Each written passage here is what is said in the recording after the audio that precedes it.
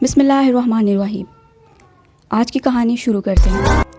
ثروت نے نہال کی بات پہ عمل کرتے ہوئے فرمان سے مشورہ کر کے اگلے ماہ کی 8 تاریخ کو نہال اور عنایا کی شادی کی ڈیٹ فکس کر دی، جس کے بعد دونوں فیملی شادی کی تیاری میں عمل میں آ گئیں۔ نمبر 1 گھنٹہ کے گھر میں آفس سے آیا تھا کہ اس وقت ثروت اور نہال عنایا کو لے کے شاپنگ کے سلسلے میں باہر نکلے ہوئے تھے۔ نمیر صوفے پہ نیم دراز ہاتھ میں ریموٹ لیے ٹی وی کا چینل چینج کر رہا تھا اور اس کو ایک جھٹکا لگا اور وہ اٹھ کھڑا ہوا اور چینل پیچھے ہی چھوٹ گیا اور آنکھوں کی حیرت سے کھلی رہ گئی۔ یہ کوئی ماڈلنگ شو تھا جس میں ریمپ کیٹ واک ہوتی ایک لڑکی کوئی اور نہیں منال تھی۔ نمیر نے کافی دیر تک بے یقینی سے اسکرین پر نظر جمائے رکھی۔ منال کی ڈریسنگ دیکھ کر نمیر کا چہرہ ضبط کے مارے سرخ ہونے لگا۔ وہ اپنا موبائل اٹھا کر منال کا نمبر ڈائل کرنے لگا۔ اس کا نمبر بزی جا رہا تھا۔ 2 سے 3 ٹرائی کرنے کے بعد نمیر نے غصے میں کار کا کیریئر اٹھا کر عشرت کی طرف چل دیا۔ اچھا ہو گیا نمیر تم آگے، تمہیں ہی کال ملانے والی تھی۔ منال نمیر کو اپنے کمرے میں آتا دیکھ کر بولی، کیا کرتی رہی ہو تم؟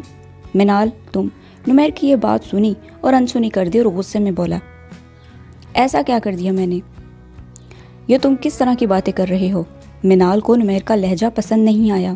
وہ سیریس ہو کر پوچھنے لگی، نادان ہی ہو تمہیں میری کوئی بھی بات اچھی نہیں لگتی اور نہ ہی میری بات کوئی سمجھ میں آ رہی ہے۔ تم نے ماڈلنگ کی ہے۔ اسکرین پر آئی ہوئی اس پروموشن سے نمیر کا اندازہ بھڑک اٹھا تھا۔ وہ تیزی سے تیز آواز میں بولا، لیکن کہا کہ ایکسکیوز می، اور عجیب طریقے سے بولنے لگا کہ ایکسکیوز می، ماڈلنگ کرو یا اسکرین پر آؤ، مجھے نہیں لگتا کہ اس بات کے لیے مجھے تمہاری پرمیشن کی ضرورت ہے۔ منال اس کے روبرو کھڑی ہو کر اپنے دونوں ہاتھوں کو باندھ کر نمیر کو دیکھ کر بولی، اور ایک لمحے کے لیے نمیر خاموش ہو کر ادھر ادھر دیکھنے لگا۔ تم واقعی اس وقت میری پرمیشن کی ضرورت نہیں ہے، مگر آگے جا کر تمہیں میرے ساتھ کی ضرورت پڑے گی، میرے ساتھ پوری زندگی گزارنی ہوگی۔ میں ہرگز پسند نہیں کروں گا کہ منال تم ڈھیر سارے لوگوں کے مجمع میں ریمپ واک کرتی پھرو اور اپنی نمائش کرتی پھرو اور نظر آؤ، اس لیے آئندہ کے لیے احتیاط کرنا۔ نمیر اپنے غصے کو بہت مشکل سے کنٹرول کر رہا تھا جو کہ اس وقت اسے منال پر آ رہا تھا۔ نمیر پلیز اس طرح کی باتیں کر کے تم اپنی کنٹروورسی سوچ مجھ پر مت تھوپو۔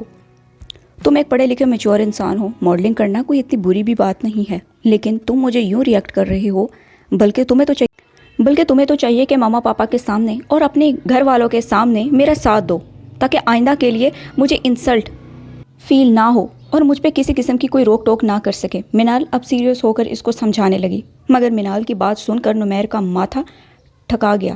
آئندہ کے لیے کیا مراد تمہاری؟ نمیر نہ سمجھنے والے انداز میں منال کو دیکھتا رہا اور پوچھنے لگا، نمیر مجھے فلم کی آفر ہوئی ہے اور یہ میرے لیے ایک گولڈن اپرچونٹی سے کم نہیں ہے۔ میں اس کے لیے ہر صورت میں ایک آئیڈیل کام کرنا چاہتی ہوں اور اس کام کے لیے تم میرے پریکٹس کے طور پر کام کرو بلکہ پارٹنر کے طور پر کام کرو اور اپنی فیملی کو بھی اس کے لیے ایگری کرو۔ پلیز میری خواہش کو سمجھ لو۔ منال کی بات سن کر نمیر ایک بار پھر خاموش ہو کر اس کو دیکھنے لگا۔ منال میری بات دھیان سے سنو، میں بے شک ایک پڑھا لکھا انسان ہوں، مگر میرے خیالات اور نظریات اتنے ماڈرن ہرگز نہیں ہیں کہ میری ہونے والی بیوی فلموں میں یا غیر مردوں کے ساتھ کام کرتی ہوئی مجھے نظر آئے اور میں اس ایکٹنگ کو دیکھ کر واہ واہ کرتا پھروں، تالیاں پیٹوں۔ اگر تم میری اس سوچ کو دھکیانوسی سوچ سمجھتی ہو تو ٹھیک ہے، میں دھکیانوسی مرد ہی صحیح۔ اگر تم اپنے گولڈن چانس کو نہیں چھوڑ سکتی تو بے شک تم مجھے چھوڑ دو۔ نمیر کو لگا کہ وہ منال کے لیے اتنی اہمیت ضرور رکھتا ہے کہ منال اس کی خواہش کا احترام ضرور کرے گی۔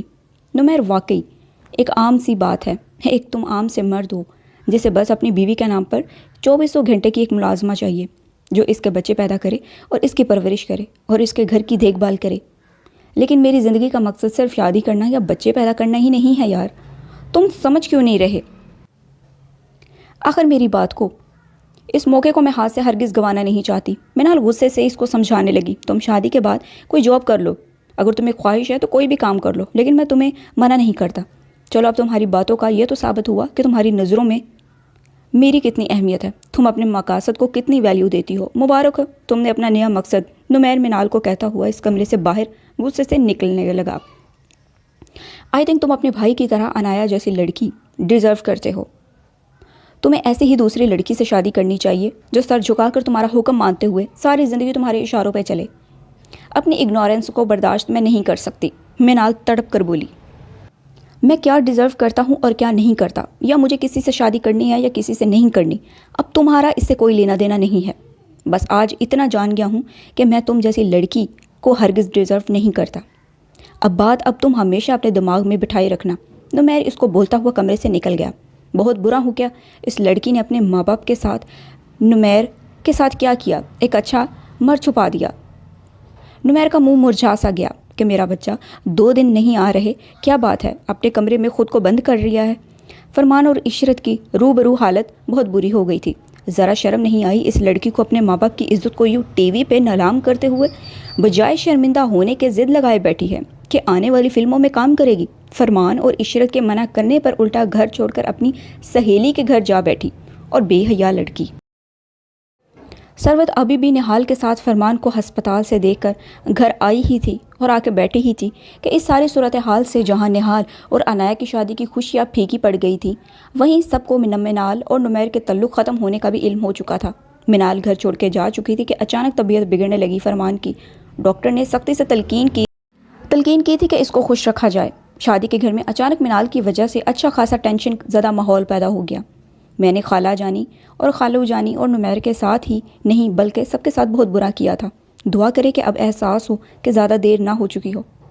نمیر کی بات تو جہاں تک اپنے بھائی کو جانتا ہوں اپنی اور منال کے رشتے کو روک کر زندگی برباد کرنے والوں میں سے نہیں ہے۔ وہ ایک میچور انسان ہے اور کسی بھی ریلیشن کی اچانک ختم ہونے سے دکھ تو ہوتا ہے، لیکن آپ اس ٹینشن کو مت لیں، سیٹ ہو جائے گا اور میں ایک نارمل روٹین میں آ جاؤں گی۔ ساری صورتحال بتا کر اسے بلایا اور نمیر کو ٹھیک کرے گا۔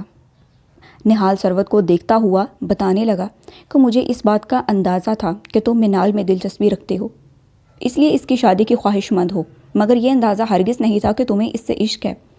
اس ریلیشن کے ختم ہونے کے بعد یوں کمرے میں اور اس طرح جھک کر بیٹھ جانے کا کیا مقصد ہوا؟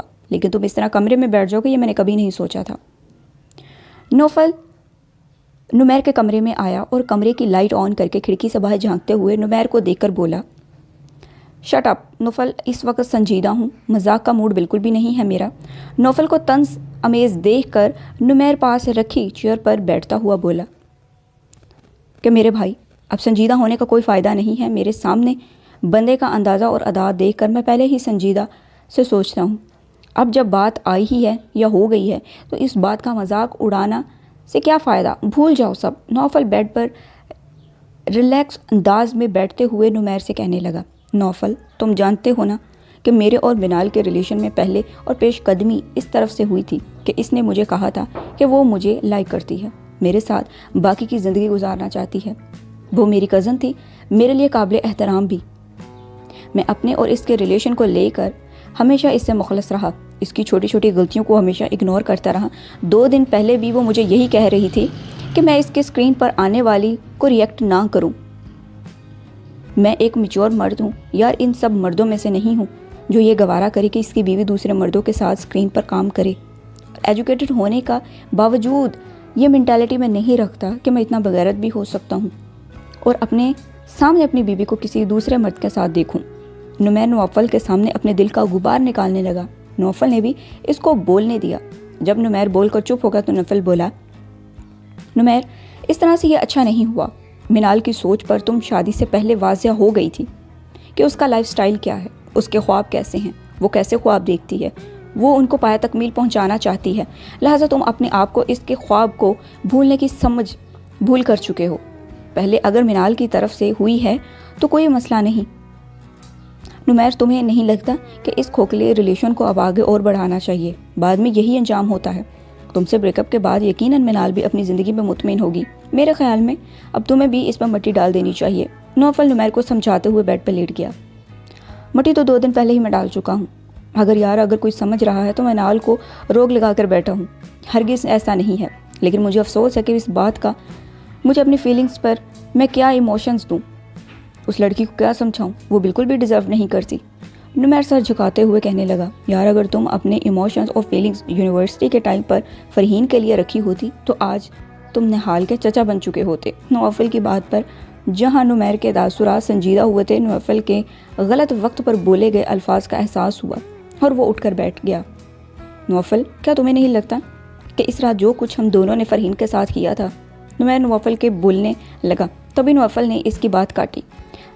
میں نے تمہیں منع کیا تھا کہ نمیر اس کے ساتھ رات کا ذکر اب ہمارے بیچ کبھی نہیں ہونا چاہیے، پلیز اس ٹاپک کو کلوز کر دو، نوفل نے سختی سے کہا۔ کیا چل رہا ہے بھائی؟ حالات کیسے بھی ہوں، اب نہال کمرے سے باہر آ کر نوفل کو دیکھ کر نمیر کے متعلق پوچھنے لگا۔ چند منٹ پہلے موسم ابرا آلود تھا، مگر اب مطلع ایک دم صاف ہے، نوفل نے نہال کو آنکھ مارتے ہوئے کہا۔ نہال اور نوفل ہنسنے لگے، جس پر نمیر چیئر سے اٹھ کر نوفل کو مکہ چڑھا دیا اور خود بھی ہنسا۔ انسان کے بچے بن جاؤ، تم عنایا کی دوست پر اور ساری مہربانیوں سے واقف ہو، نمیر نوفل کو جتاتے ہوئے بولا۔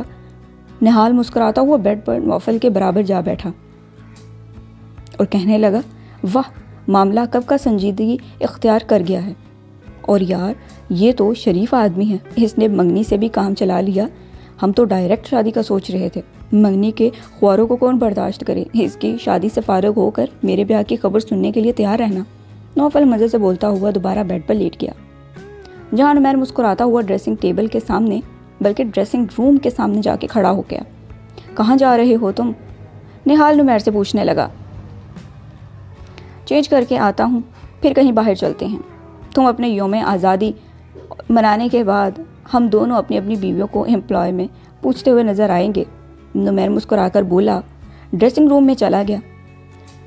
نوفل اور نہال نمیر کی بات سن کر مسکرا دیے۔ کیا وہ چڑیل اب فلموں میں آئے گی؟ کیا وہ بے وقوف ڈائریکٹر ہے جو اس کو کاموں میں رکھے گا؟ اور اس چرچری کو اپنی فلموں میں کون لے گا؟ فری پیریڈ میں وہ دونوں کینٹین میں بیٹھی رہتی تھی۔ عنایا اور شانزے کو بتانے لگی کہ آپی اس عمل سے ماموں جان بہت دکھی ہیں۔ شانزے، مجھے اس بات کی کوئی فکر نہیں ہے۔ عنایا بولی، مجھے فلموں میں کام کرنا ہے تو ہر صورت میں کرنا ہے، میں نہیں سمجھتی، لیکن مجھے ایسے گھر کر کیوں دیکھ رہی ہو؟ یہ سب میرا کیا دھرا ہے؟ عنایا سردی سے بولی، ممی کے ہوتے ہوئے بھی ان کے کچن کا کوئی برتن رکھا ہوا